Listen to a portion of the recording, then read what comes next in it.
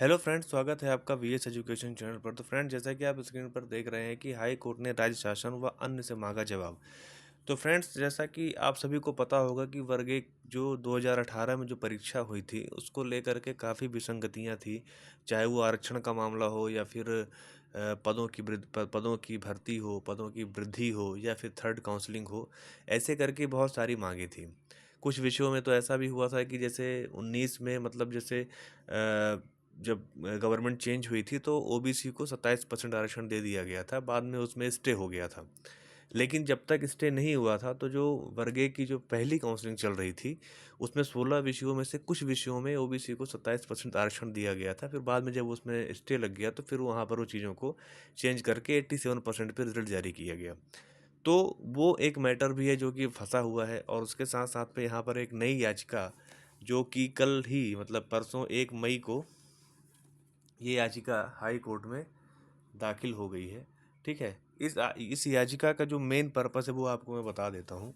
इस याचिका में हुआ क्या है कि जो वर्ग एक 2018 की परीक्षा हुई थी उसमें क्या था कि जो आरक्षण का जो नियम था, मतलब कहने का यहाँ पर जो अभ्यर्थी हैं मेनली यहाँ पर आपको मैं बता दूँ तो हिंदी हो गया, फिर आपका संस्कृत हो गया, फिर आपका पॉलिटिकल साइंस हो गया और ज्योग्राफी।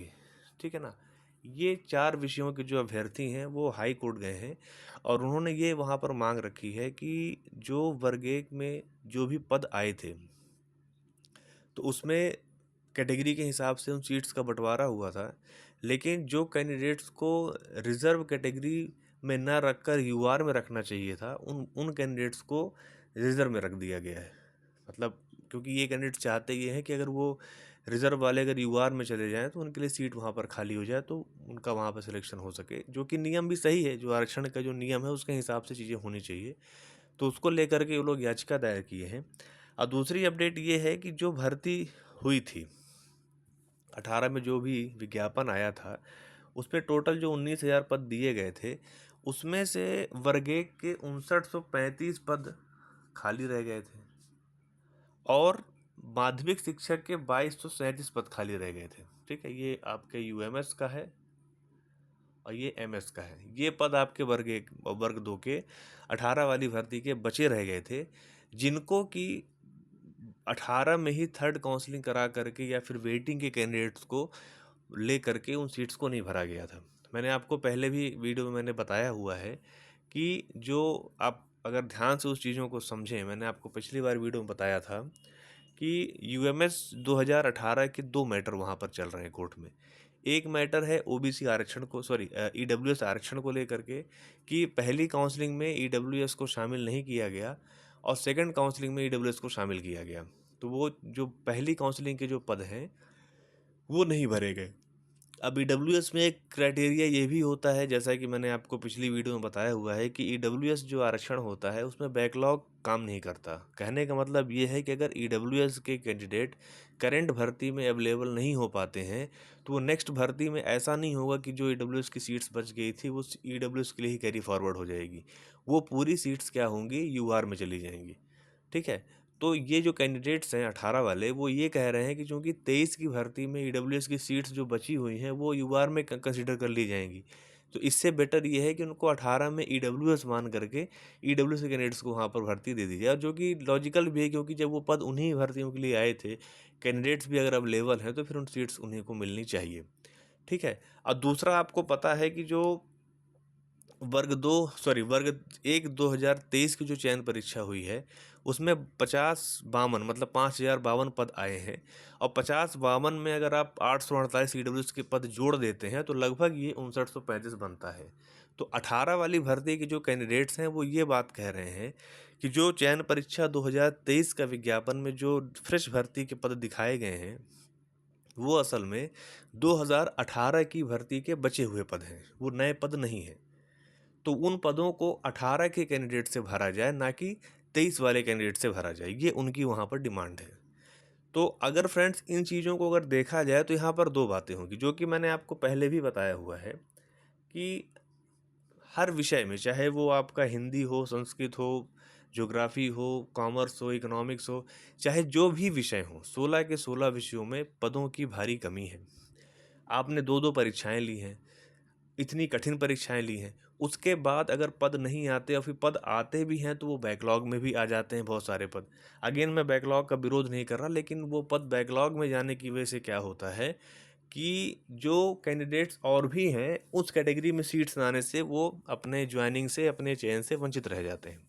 अगर ये 5935 पद जो कि 18 वाली भर्ती की है, ये बात मैंने आपको पिछली वीडियो में बताई हुई है कि सरकार ने दिसंबर 2022 में गजट जारी किया था, जिस पे उन्होंने लगभग 34,789 पदों की बात कही थी। उस 34,789 पदों में से 50% पद आपके किसके हो गए, वो आपके चले गए किसमें, प्रमोशन वाले चले गए। और जो 50% पद बचते हैं वो पद आपकी सीधी भर्ती के हैं। लेकिन सरकार ने क्या किया कि 2018 में जो एसटी एससी की जो कैटेगरी की जो बैकलॉग थे, या जो उस पर नहीं, मतलब आप ये समझ सकते हैं, सिंपल सा बात ये है कि टोटल पद 8720 आए थे 2023 की भर्ती में, जिसमें से 5935 पद थे किसके, नॉन एसटी एससी, और बाकी जो 3663 पद थे वो आपके एसटी एससी के थे। तो सरकार ने क्या किया कि जो एसटी और एससी कैटेगरी के पद 18 वाले थे, उन पदों को कैरी फॉरवर्ड करते हुए बैकलॉग बना दिया 2023 की भर्ती में। और जो ये वाले पद थे 5935 पद, इसमें 1848 पद ईडब्ल्यूएस के भी हैं। उन पदों पर उधर ज्वाइनिंग न दे करके, क्योंकि एसटी एससी के उधर कैंडिडेट्स वहाँ पर अवेलेबल नहीं थे, वो पूरे के पूरे सीट्स जितने भी मतलब पास एलिजिबल कैंडिडेट्स थे वो सब वहाँ पर फिलअप हो चुके थे। तो वो बचे हुए पद क्या हो गए, 23 वाले में आ गए। जब कैंडिडेट्स ही नहीं बचेंगे तो वो अगली अगली भर्ती में जाने भी चाहिए, कोई बिल्कुल गलत गलत बात तो ये है नहीं। लेकिन जो ओबीसी यूआर ईडब्ल्यूएस के कैंडिडेट्स थे, जो कि 18 वाली भर्ती में मतलब जिनका सिलेक्शन हो सकता था, लेकिन सीट्स ना देने की वजह से, काउंसलिंग ना कराने की वजह से वो वंचित रह गए, तो उन सीट्स को 23 में फ्रेश भर्ती के रूप में दे दिया गया। तो ये कैंडिडेट्स ये कह रहे हैं कि इनको आप 18 वाले में डालो।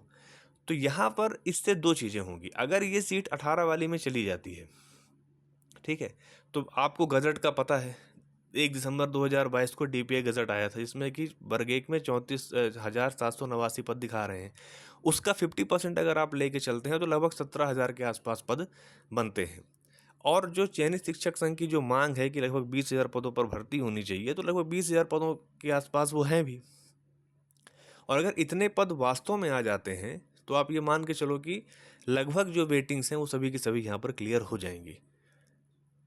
तो अगर ये 5935 वहाँ चले गए, और हालांकि मैंने आपको पिछली वीडियो में बताया था एक और, मैं सभी जितनी भी वीडियो के यहाँ पर डिस्कस कर रहा हूँ, मैं सभी के सभी वीडियो का लिंक जो है डिस्क्रिप्शन में डाल दूंगा, आप आराम से जाके वहाँ पे चेक कर सकते हैं। मैंने वहाँ पे डिटेल में समझाया है सारी चीज़ों को कि अगर वो पद वहाँ चले गए तो भी अभी डीपीआई ने हाल फिलहाल में लगभग 13,675 पदों की जानकारी अपडेट कराई है अपने जिला शिक्षा अधिकारी के माध्यम से, ठीक है, जिसमें आपके मतलब बायोलॉजी हो, सॉरी पॉलिटिकल साइंस हो गया, इकोनॉमिक्स हो गया और होम साइंस, उनके पद नहीं दिखाए जा रहे हैं, लेकिन वो फ्यूचर में ऐड कर दिए जाएंगे। तो अगर, क्योंकि सरकार को पता है कि ये मामला कोर्ट में जाएगा, ठीक है, अगर ये भर्ती वहाँ पे फंस जाएगी तो जो अभी हाल फिलहाल में मेरिट आई है उसके उन बच्चों का फिर क्या करना होगा, इसलिए वहाँ पर सीट्स को अपडेट कराया गया है, ठीक है। और अभी आपने देखा होगा कि शिक्षकों की भी सेवाओं को थोड़ा सा समाप्त किया गया है, टेम्परेरी रूप से किया गया है, जो कि भविष्य में अगर सीट्स वहाँ पर रहेंगी अवेलेबल, अगर कैंडिडेट्स वहाँ पर नहीं आ पाएंगे, है ना, नए टीचर वहाँ पर नियुक्त नहीं होंगे, तो वापस उनको वहाँ पर ज्वाइनिंग दे दी जाएगी। बट फिलहाल के लिए ऐसा किया गया है कि उनको वहाँ से सेवा मुक्त किया गया है। तो अगर वो पद वहाँ पर मैपिंग कराई गई है तो मेरिट लिस्ट नई जारी करना कोई बहुत बड़ी बात नहीं है, वो 2 मिनट का काम। वैसे भी काउंसलिंग की जो प्रक्रिया होगी वो टीआरसी के माध्यम से होगी। जो अभी की मेरिट लिस्ट आई है उसका कोई मतलब नहीं बनता जब तक आपका डॉक्यूमेंट वेरिफिकेशन नहीं हो जाता। डॉक्यूमेंट वेरिफिकेशन जिस दिन हो जाएगा उस दिन आप ये माने जाओगे कि हाँ, अब विभाग आपको लेने के लिए, आपका सिलेक्शन कराने के लिए आप हर तरह से वहाँ पर एलिजिबल है, ठीक है। तो इस चीज़ को लेके पैनिक नहीं होना है। अगर ये 5935 पद 18 में चले भी जाते हैं तो 13,675 जो पद मैंने आपको बताया हुआ है वो सभी पद नए भर्ती में ऐड हो जाएंगे। और जो रही बात 3 विषय जो हैं, इकोनॉमिक्स हो गया, पॉलिटिकल साइंस हो गया और होम साइंस हो गया, उनके पद बहुत जल्दी वो ऐड कर दिए जाएंगे। कुछ वहाँ पर रीज़न होगा जिस वजह से वो चीज़ें नहीं आ पा रही हैं, लेकिन पद उनमें भी बहुत सारे खाली हैं, तो वो सब चीज़ें वहाँ पर अपडेट कर दी जाएंगी। और रही बात माध्यमिक शिक्षक की, तो माध्यमिक शिक्षक का तो भी चयन परीक्षा का विज्ञापन ही नहीं आया है।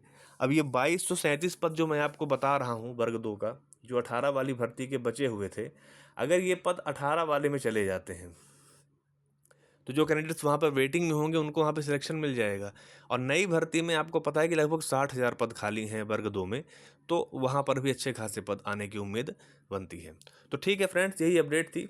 अगर आपको मेरा वीडियो अच्छा लगा हो तो आप उसे लाइक कीजिए, अपने फ्रेंड सर्कल में शेयर कीजिए, और चैनल पर अगर पहली बार आ रहे हैं तो प्लीज़ आप चैनल को सब्सक्राइब कर लीजिए। Thank you.